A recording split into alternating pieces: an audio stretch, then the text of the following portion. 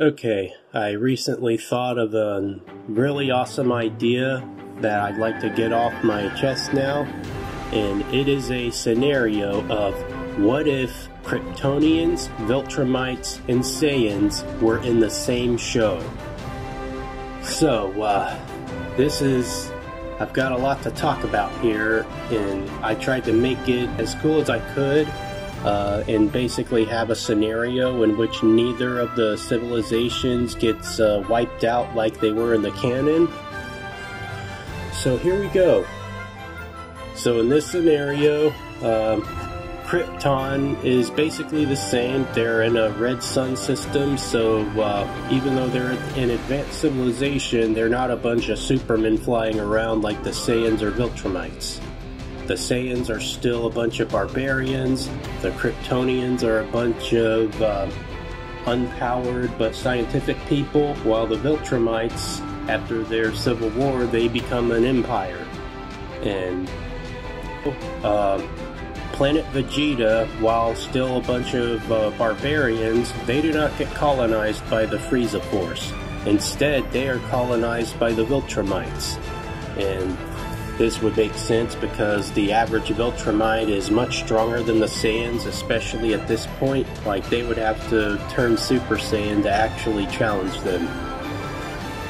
But, unlike the Frieza Force, who basically exploited them, the Viltrumites actually improved their society, helped elevate them from a bunch of feudal barbarians and over time they become more like the Universe 6 Saiyans. So the Viltrum Saiyan Empire becomes a juggernaut in the galaxy, like even more formidable than the Viltrumites were before. Planet Krypton is one of the victims of the Viltrum Saiyan Empire. Since a bunch of stuff goes down, the Kryptonian Council rejects the Viltrums, so they send a bunch of Saiyan great apes to ravage the planet. However, thanks to a certain Viltrumite traitor, Thaddeus, most of Krypton is evacuated to safety. Superman is sent off to Earth because they fear the worst, but then Thaddeus shows up to sort of save them. However, the apes do too much damage to the planet. Let's say they hit the core and the planet's about to explode like Namek. But the Kryptonians, with all their technology and spaceships, along with whatever help the Thaddeus could give them, they're able to evacuate. And the Kryptonians evacuate into some yellow sun systems nearby. Then they find out that the Yellow Sun systems give them godlike powers, like Superman, and they start to grow and prosper more than ever. So, they pose a genuine threat to the Saiyan Viltrum Empire. Meanwhile, back on Earth, this is where things get exciting. Goku is sent there for some reason. Maybe not to conquer the planet, but maybe Gine wanted her kid to not be under Viltrumite influence. Maybe they heard that a Viltrumite was there to try to take it down from within, and they sent a Saiyan to help out or something. Who knows? But Goku's there, and Raditz and Bardock are still at home serving the Viltrumites. So Goku and Mark basically grow up on Earth with Superman as one of their idols, and then Omniman shows up saying that he's Kryptonian but doesn't have all his powers or something. He has to kind of lay low for a bit until Goku and Mark get to age. And Goku also becomes friends with the others from the series like Tien, Yamcha, Krillin, But I'd hate to bring up that movie, but this world would have to be a little more like Dragon Ball Evolution, at least when it comes to the setup and like how people meet. Like Goku goes to high school with Mark, and he meets the other friends from the series, not through what happened in canon, but just from like the martial arts tournament and the turtle school and stuff. So the turtle school of martial arts is kind of like a hero training team, but they take a different path of training than what normal heroes do. So Goku's got his Z fighter friends. He's friends with Mark, who thought he didn't have powers, and Omniman and Superman are basically kind of like their role models, the guys they aspire to be like. But as for Superman and Omniman, Superman is like, they kind of have a all might endeavor type relationship, like the number 1 and 2 heroes, but the number 1 hero suspects the number 2 isn't as good as he says. He suspects that Omni-Man could be a Viltrumite, but Omni-Man has to kind of make stuff up. So Superman and Cecil have been kind of suspicious of him this whole time. But they figure, hey, Omni-Man's being a hero, he's helping everyone out. That's what matters. So we'll allow it for whatever reason. Then skip to when things actually go wrong. But eventually, either Omni-Man contacts them, or they kind of show up on their own. Maybe they find out that a Viltrumite is stationed on that planet, and there's 2 Kryptonians, Superman and Supergirl. And there would also be Bardock and Raditz there to reunite with Goku, and basically talk him into joining the Viltrumite Empire. Eventually, when the talk comes, oh, by the way, there is no killing of the Justice League, and by the way, the Justice League here is just another chapter of the Guardians of the Globe. So yeah, because of Superman and Supergirl being around, Omni-Man doesn't try to kill them. First, he has to try to build up some allies, and then he'll try to conquer the Earth.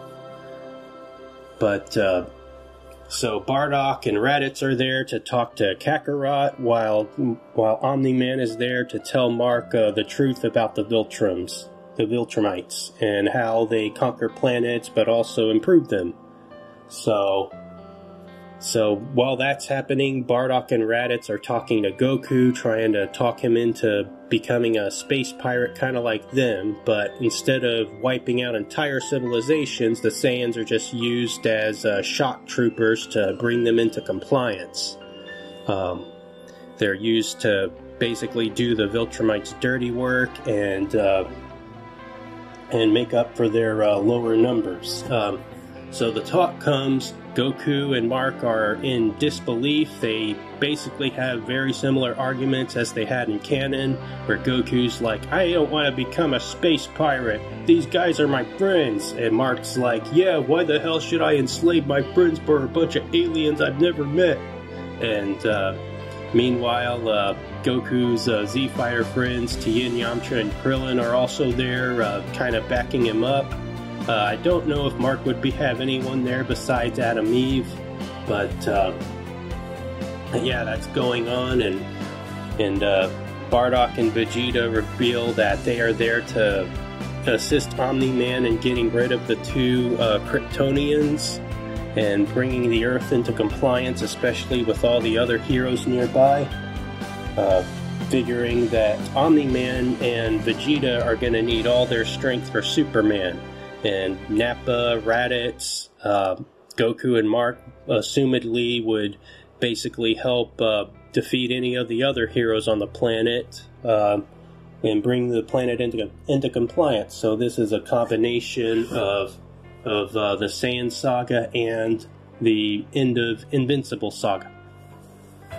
But Goku and Mark have too much of a conscience. They're like, Goku's like, I can't believe you, Omni-Man. I looked up to you. You're supposed to be a hero. You're supposed to help this planet.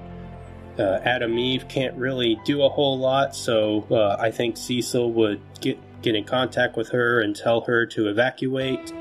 I don't know what Superman would be doing at this exact moment. Maybe he's still in his Clark Kent form, but then once the fighting starts and Omni-Man starts knocking Mark around while Bardock or Raditz fight Goku and knock him around. That's when Clark Kent would put on his suit and get out there, especially if Cecil tells him about it. And so those two fights are going on.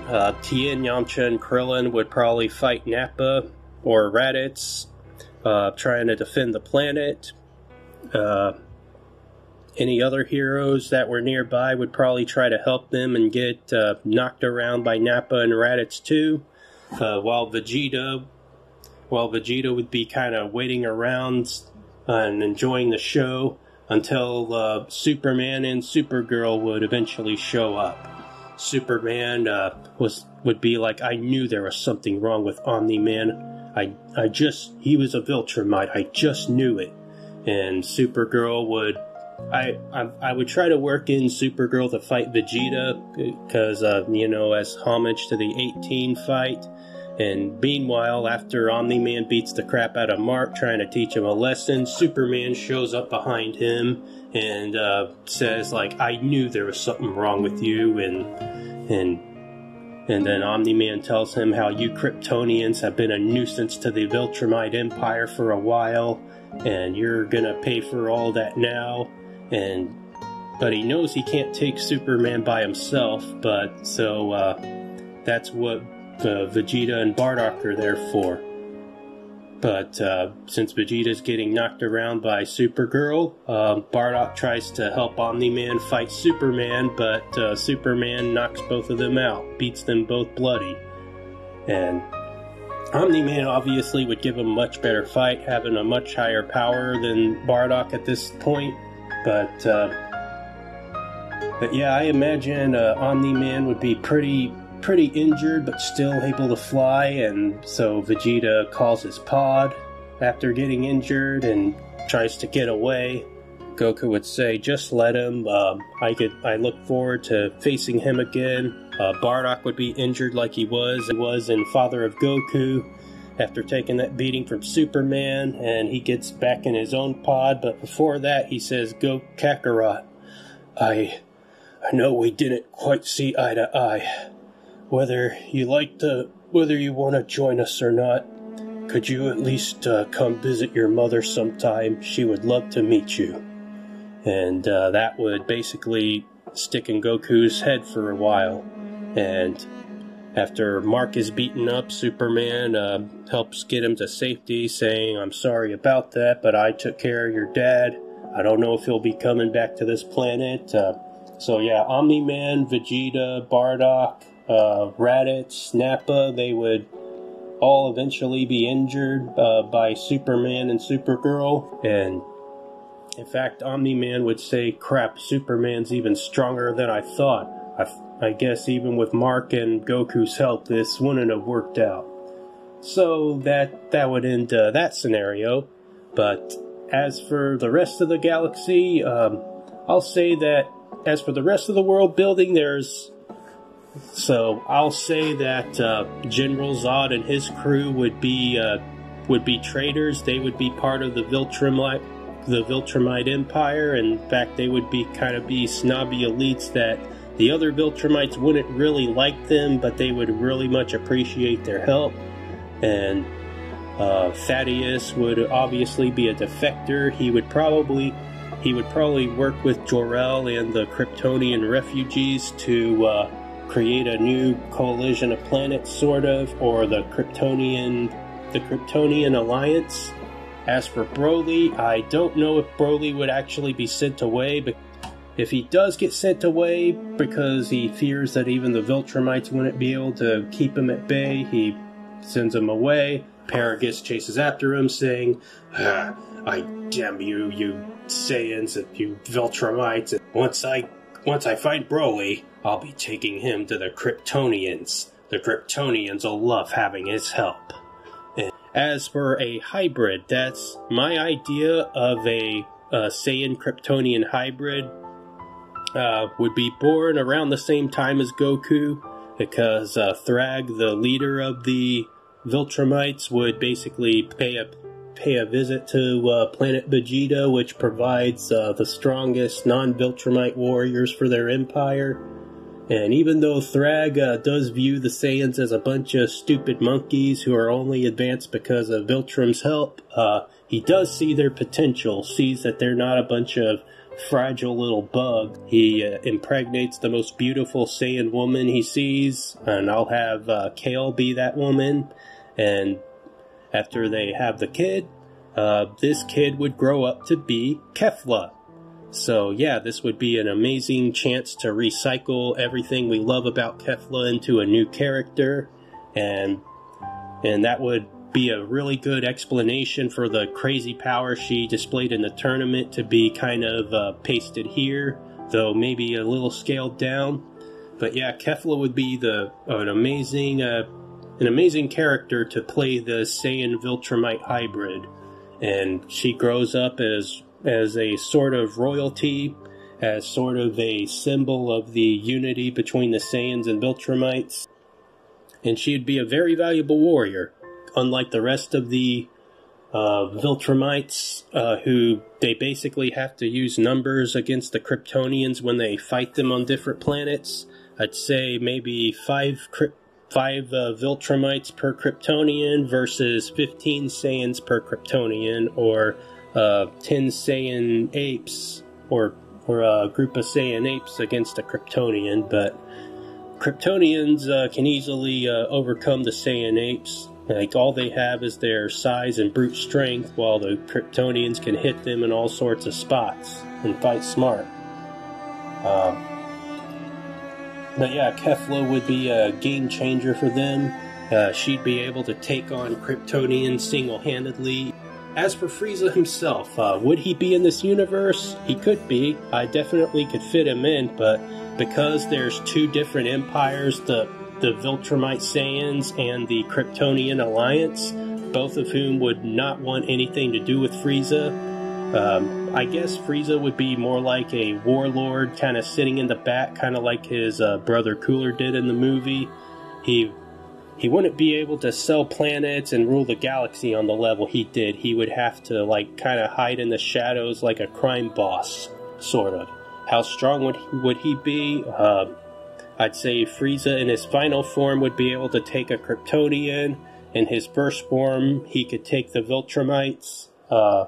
And obviously, and we know how the Saiyans scale up against him. So yeah, Frieza would basically be the most evil faction in the galaxy, making the Viltrum Saiyan Empire look like the good guys. And maybe Goku and Mark could basically be trained by Superman and Supergirl to be great Kryptonian allies along with the rest of the Earth. And especially after Omniman, Vegeta, and Bardock left, Bulma would also be in this world.